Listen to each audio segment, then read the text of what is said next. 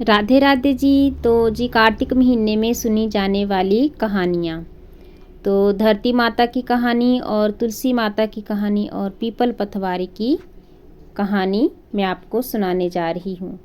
हिंदू धर्म में कार्तिक मास में पीपल पथवारी और तुलसी माता और धरती माता की कहानी, ये सभी कहानियाँ जो है सुनी जाती हैं। तो आइए सुनते हैं धरती माता की कहानी। सबसे पहले एक माँ थी, उसके एक बेटी और एक बेटा, दोनों छोटे छोटे थे। माँ गरीब थी, वह मजदूरी करके अपना गुजारा करती थी।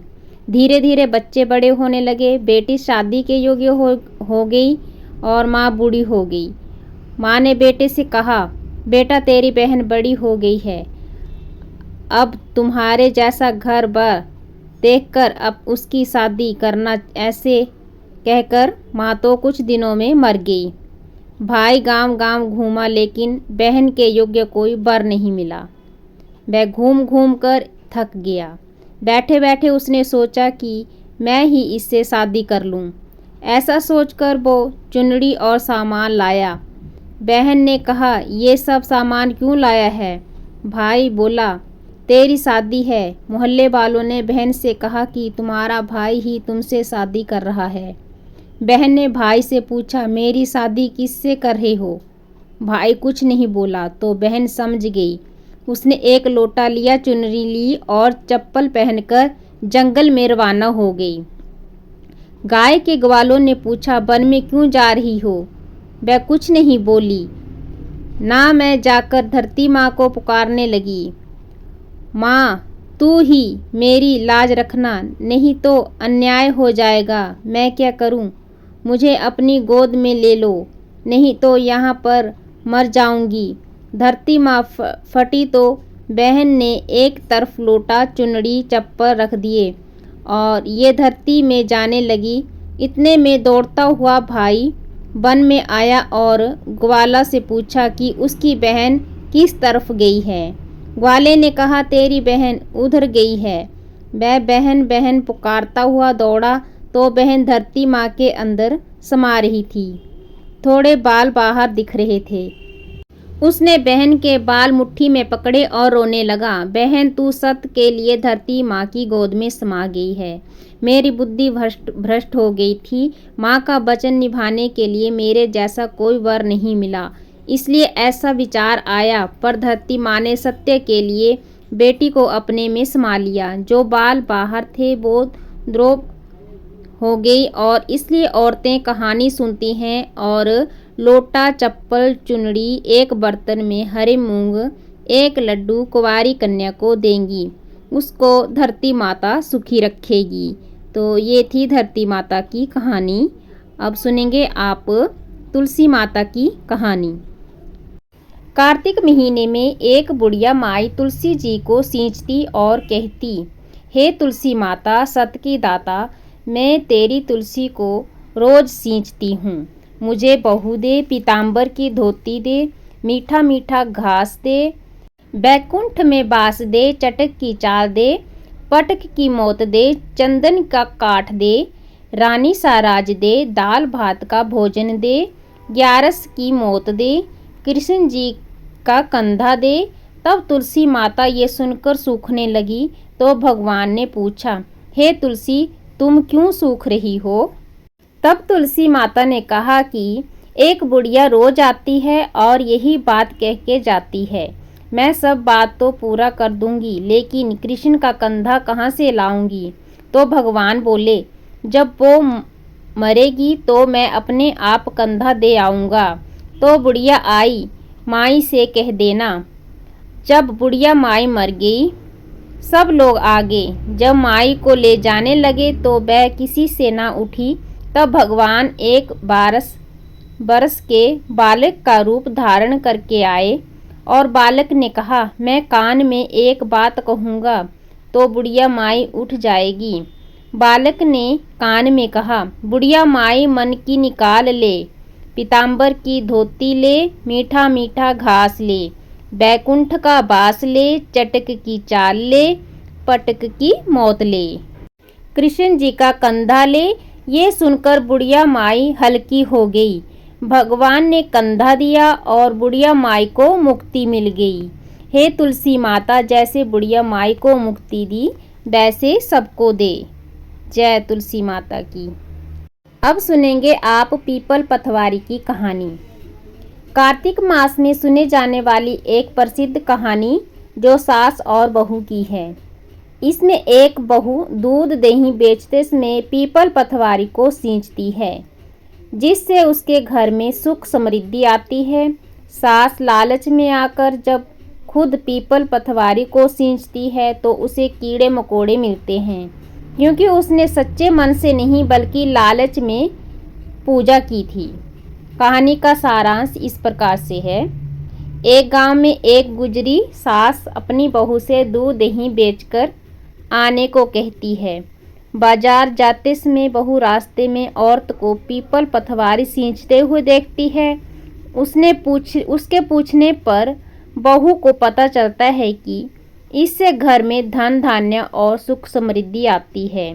बहू मान लेती है कि यदि वह दूध दही से पीपल पथवारी को सींचेगी तो उसके घर में भी सुख आएगा। वह दूध दही से पीपल पथवारी को सींचती है और सास के पूछने पर कहती है कि वह महीना पूरा होने पर हिसाब दे देगी। महीना पूरा होने के बाद जब सास पैसे मांगती है तो बहू पीपल पथवारी से प्रार्थना करती है। पीपल पथवारी उसे पैसे की जगह पत्थर, पान के पत्ते और डंडे देती है, जिन्हें बहू एक गुल्लक में रख लेती है। जब सास गुल्लक खोल कर देखती है तो उससे हीरे मोती निकलते हैं, जिससे घर धन धान्य से भर जाता है। अगले साल सास भी लालच में आकर पीपल पथवारी को सींचती है, लेकिन इस बार उसे कीड़े मकोड़े मिलते हैं। पीपल पथवारी बताती है कि बहू ने सच्चे मन से पूजा की थी, जबकि सास ने लालच में आकर पूजा की थी। कहानी का अंत इस सीख के साथ होता है कि पीपल पथवारी माता जैसे बहू को फल दिया वैसे सबको देना, और जैसे सास के साथ हुआ वैसा किसी के साथ भी नहीं हो। तो बोलिए जय पीपल पथवारी माता की। अब सुनेंगे आप तारा भोज की कहानी। आज मैं आपके लिए कार्तिक माह की तारा भोज की कहानी लेकर आई हूँ। एक समय की बात है, किसी नगर में एक संपन्न साहूकार रहता था। उसके भरा पूरा परिवार था। 3 बेटे बहू, पोते पोती, बेटे ज्वाई, नाती नातिन आदि सभी बहुत खुश थे। एक समय कार्तिक माह में साहूकार की मंझली बहू ने तारा भोज का निश्चय किया। उसने तारा भोज की कहानी अपनी सास को सुनने के लिए कहा तो सास ने मना कर दिया और बोली, मुझे अभी मंदिर जाना है, पूजा पाठ करना है। उसने अपनी जेठानी से कहा, आप मेरी कहानी सुन लो। तो जेठानी ने भी मना कर दिया और बोली, मुझे अभी खाना बनाना है। अब वो अपनी देवरानी से बोली, तुम तो मेरी कहानी सुन लो। तो देवरानी ने बहाना बना दिया कि बच्चों को देखना है। फिर उसने अपनी ननद से कहानी सुनने को कहा तो ननद ने भी मना कर दिया और बोली, मेरे ससुराल से बुलावा आया है, मुझे जाना है। अब बड़ी बहू परेशान हुई कि क्या करे। साहूकार का घर राजा के महल के पास था। बहू राजा के पास गई और बोली, आप मेरी कहानी सुन लेंगे। तो राजा बोला, मुझे व्यापार देखना है, देश चलाना है। साहूकार की बहू निराश हुई और घर की तरफ लौट चली। रास्ते में उसे अपनी पड़ोसन दिखी जो पानी भरकर वापस आ रही थी। बहू पड़ोसन से बोली, आप मेरी कहानी सुन लो। तो पड़ोसन कहानी सुनने को तैयार हो गई।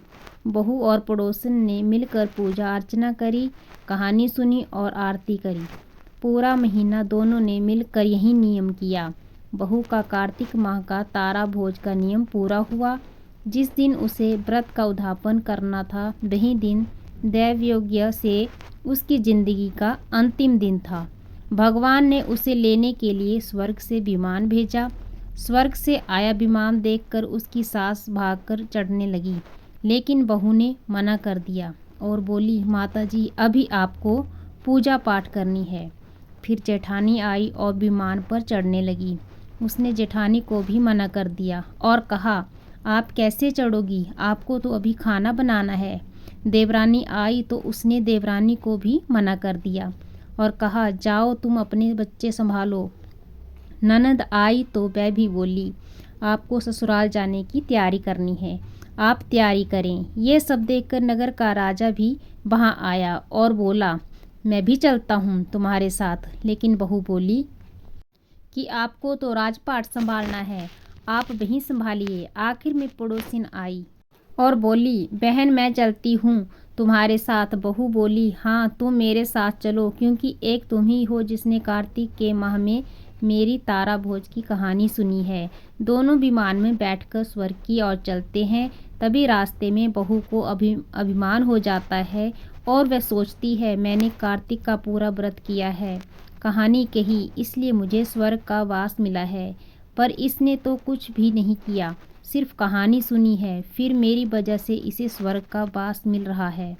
बहू मन में ऐसा सोच ही रही थी कि अचानक भगवान ने उसे विमान से नीचे फेंक दिया। उसने पूछा, भगवान मेरा अपराध तो बता दीजिए, आपने ऐसा क्यों किया? तो भगवान बोले, तुझे अभिमान हो गया है, इसलिए तू धरती पर ही रहे। आने वाले 3 साल तक तो लगातार तारा भोज व्रत करेगी, तभी तुझे स्वर्ग की प्राप्ति होगी। और भगवान पड़ोसन को स्वर्ग ले गए, क्योंकि पड़ोसन ने बिना स्वार्थ के पूजा पाठ सच्चे दिल से किया था। अब बहू को अपनी भूल का एहसास हो गया और उसने फिर कार्तिक के महीने में तारा भोज का व्रत और पूजन पूरे 3 साल तक किया और अपने किए की भगवान से माफ़ी मांगी। तीसरे साल फिर से विमान आया और इस बार बहू को अपने साथ ले गया। हे कार्तिक देवता, इस कहानी को कहते सुनते और हुंकारा भरते सब पर कृपा करना। जय कार्तिक महाराज, जय भगवान विष्णु जी की। जय राधे कृष्णा। अगर आपको मेरी कहानियाँ अच्छी लगी तो प्लीज़ मेरे वीडियो को लाइक, शेयर और कमेंट करें।